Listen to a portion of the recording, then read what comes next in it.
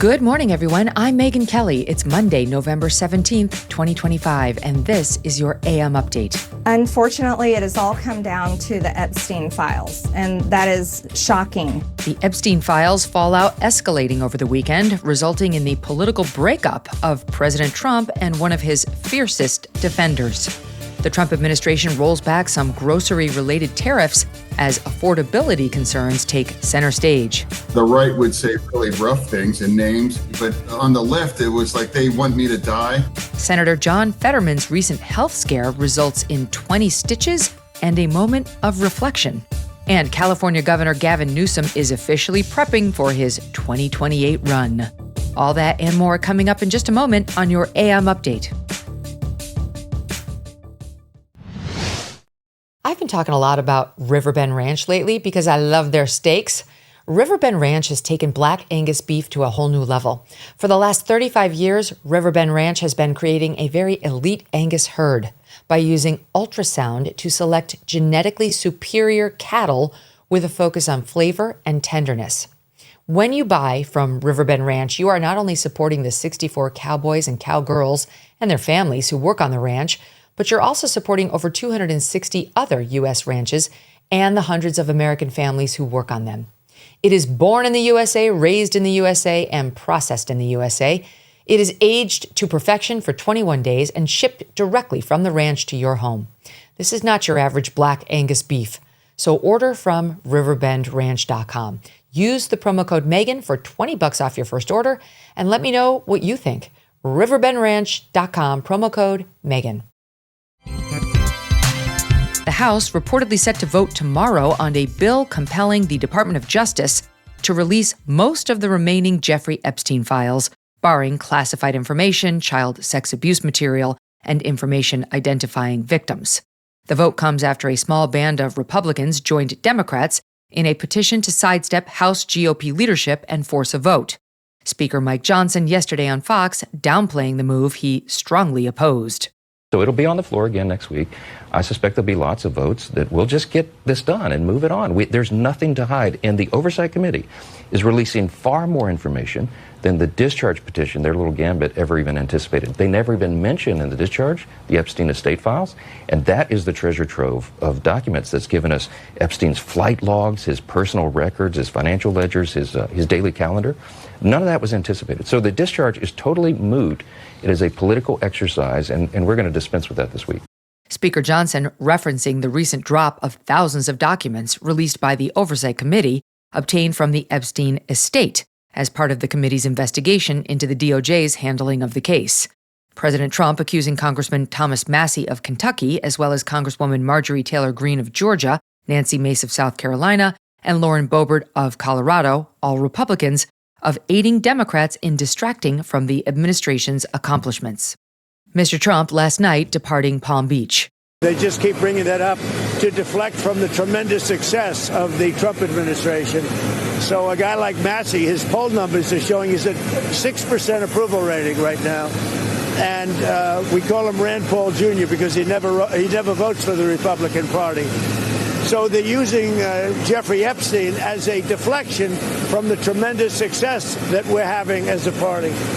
On Friday morning, President Trump posting to Truth Social that he will ask Attorney General Pam Bondi and the DOJ to investigate some Epstein dirt, specifically Epstein's relationship with former President Bill Clinton, former Treasury Secretary under Bill Clinton, Larry Summers, billionaire tech titan and Trump antagonist Reid Hoffman, and more. AG Bondi on Friday afternoon posting to X, quote, Southern District of New York U.S. Attorney Jay Clayton is one of the most capable and trusted prosecutors in the country, and I've asked him to take the lead. A spokesperson for President Clinton stating the former president had no knowledge of Epstein's crimes. Summers previously expressing regret for associating with Epstein. And boy, did they associate. Go check out last Thursday's MK show for details on the dating advice Summers sought from Epstein. Reid Hoffman on Friday calling on President Trump to release all files, saying that will clear his name. In the meantime, Congressman Massie, a co-sponsor of the Epstein Files bill, maintaining he does not believe President Trump will be implicated by any further releases, but that some of his powerful friends and donors might be. This is yesterday on ABC. I think he's trying to protect a bunch of rich and powerful friends, billionaires, donors to his campaign, friends in his social circles. And that's my operating theory on why he's trying so hard to keep these files closed. I would remind my Republican colleagues who are deciding how to vote, Donald Trump can protect you in red districts right now by giving you an endorsement. But in 2030, he's not going to be the president, and you will have voted to protect pedophiles if you don't vote to release these files, and the president can't protect you then. This vote, the record of this vote, will last longer than Donald Trump's presidency. Congressman Massey also suggesting the president's order to reopen an investigation may actually be an attempt to block the files altogether, since materials tied to an active probe cannot be released. The fallout deepening over the weekend, President Trump on Friday night cutting ties with Congresswoman MTG of Georgia, writing on Truth Social, quote, "I am withdrawing my support and endorsement of Congresswoman Marjorie Taylor Greene of the great state of Georgia. All I see wacky Marjorie do is complain, complain, complain." The president adding if the right person primaries Greene, he will support that candidate. Congresswoman Greene appearing yesterday on CNN saying she still supports the president's MAGA agenda, but will not buckle on this issue. I stood with President Trump when virtually no one else did. Unfortunately, it has all come down to the Epstein Files, and that is shocking. And, you know, I stand with these women. I stand with rape victims. I stand with children who are in terrible sex abuse situations. And I stand with survivors of trafficking and those that are trapped in sex trafficking. And I will not apologize for that. I believe the country deserves transparency in these files. And I don't believe that rich, powerful people should be protected if they have done anything wrong. And so I'm standing with the women, and I will continue to do my small part to get the files released. All of this fracturing could ultimately be for naught. If the bill passes as Congressman Massey believes it will, the legislation still faces an uphill battle in the Senate, where 60 votes are required to pass it, and Senate leadership has not even committed to bringing it to a vote. President Trump on Friday rolling back tariffs on dozens of food items. The move coming one day after the administration announced new trade frameworks with Argentina, Ecuador, El Salvador, and Guatemala, agreements the White House says now allow certain tariffs to be lifted. Treasury Secretary Scott Bessent Sunday on Fox. We've been working on trade deals with Central and South American countries for 6, 7, 8 months. And just this past week, we signed the trade deals. So not only will the tariffs come off some of the things you just listed, that's a result of the trade deals going through, and then we will see this go down. And we're also seeing the import barriers for the other countries come through. So this is a complete trade policy, and now we are going to see it affect the prices. Items affected include coffee, tea, bananas, oranges, tomatoes, beef, and more. President Trump utilizing sweeping tariffs as a signature tool in his economic strategy, leveraging the U.S. economy to pressure trading partners into new deals the White House finds more balanced. Aboard Air Force One on Friday, President Trump conceding tariffs do impact U.S. consumer prices. Mr. President, you said that tariffs do not increase prices for consumers, but now you're lowering tariffs. I didn't say they don't. I say they may in some cases. White House officials insisting under President Trump's plan, prices will continue to decline. Director of the National Economic Council, Kevin Hassett, yesterday on ABC. If you're going to the store to buy groceries for Thanksgiving, it's going to be more expensive this year. I really don't understand where you're going, in the sense that Joe Biden gave us 20% He's not inflation. president. Donald Trump's president. No, and you want us to fix the hole that Joe Biden No, I'm saying, right away. Why does the president tell everybody? The prices went up so much under Joe Biden, and inflation is way down. Inflation is about half what it was in December.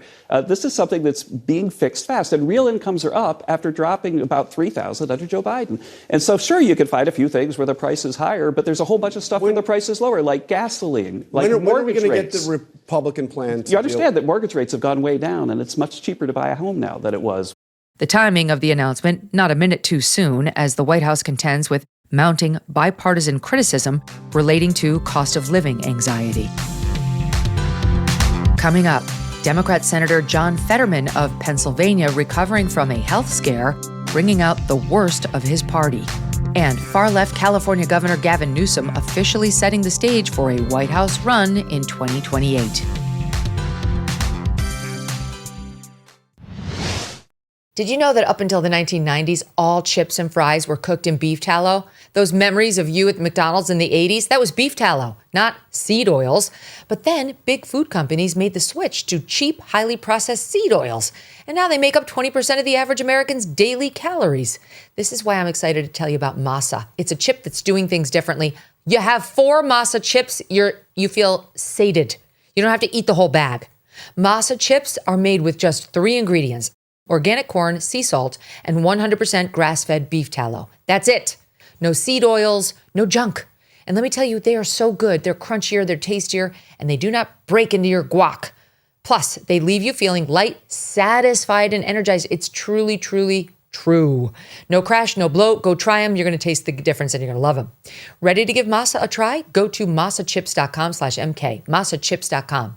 And use code MK for 25% off your first order. That's masachips.com/MK, code MK when you check out to get 25% off your first order. Don't feel like ordering online? Well, Masa is now available nationwide at your local Sprouts supermarket. U.S. Senator from Pennsylvania, Democrat John Fetterman, posting a selfie to X on Saturday, showing off a face full of stitches following a medical scare. The caption reading, quote, 20 stitches later and a full recovery. I'm back home with Giselle and the kids. I'm overwhelmed and profoundly grateful for all the well wishes. According to a spokesperson, Mr. Fetterman was on a walk Thursday morning when he felt lightheaded, triggering a fall. Doctors later determining the cause, a ventricular fibrillation flare-up, a dangerous type of irregular heartbeat that can lead to sudden cardiac arrest or even death. This, the latest health emergency suffered by Senator Fetterman, who was originally diagnosed with a heart condition in 2017, followed by a serious stroke in 2022. Post-stroke, Senator Fetterman struggling with a litany of complications, including auditory processing difficulties and bouts of depression, documented in a newly released memoir titled Unfettered. The latest health setback highlighting a theme Senator Fetterman writes about in his book. Since being elected to office, the senator drawing blistering criticism from members of the left for siding with Republicans on reopening the government and on his support for Israel. Fetterman telling CNN last week attacks from liberals, especially on left-wing social media platform Blue Sky, are much darker and more personal than criticism he gets from the right.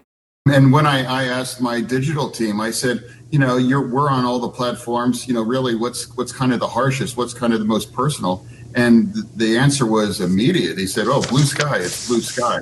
And the difference is, the right would say really rough things and names, some names I won't repeat on TV, but on the left, it was like they want me to die, or that we're cheering for your next stroke, or why couldn't it depression won? And I hope your kids find you. And I don't know what the kind of a place where that comes from. That's much different than just calling me a name. And that's really been consistent, in that community online.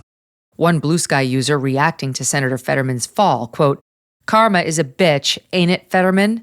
Another writing, quote, "Tragically, he's expected to live." According to local outlet Penn Live, Senator Fetterman has voted with the Trump administration just 6% of the time. California Governor Gavin Newsom sitting with Politico for a lengthy profile. The headline, "Admit it, Gavin Newsom is the 2028 frontrunner." Politico also giving Newsom the opportunity to promote the release of a long-delayed memoir, Hard-Hitting. Politico pointing to the governor's social media presence, where he routinely challenges the Trump administration, as a key early factor setting him apart from the other likely contenders. Quote, "If you believe the phone in your hand will, more than any factor, determine the next Democratic nominee, it's hard not to grasp Newsom's strength. As the kids say, he gives main character energy." Oh, Lord.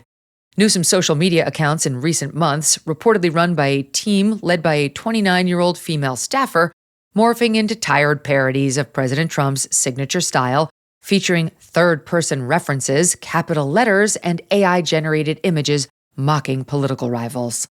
Newsom recently admitted to harboring presidential ambitions, though telling CBS he will wait until after the 2026 midterms to seriously consider running. He's just sitting with Politico talking about the presidency for the fun of it. In the meantime, the governor wading into several cross-state political battles, successfully leading a redistricting counteroffensive in his state, adding more Democrat-leaning House seats to offset an effort in Texas to add more Republican-leaning House seats. Last week, Newsom traveling to Brazil for an international climate summit, skipped by the White House. Newsom saying in the profile he wants the Democrat Party, quote, to be the mansion to the Mamdani Party.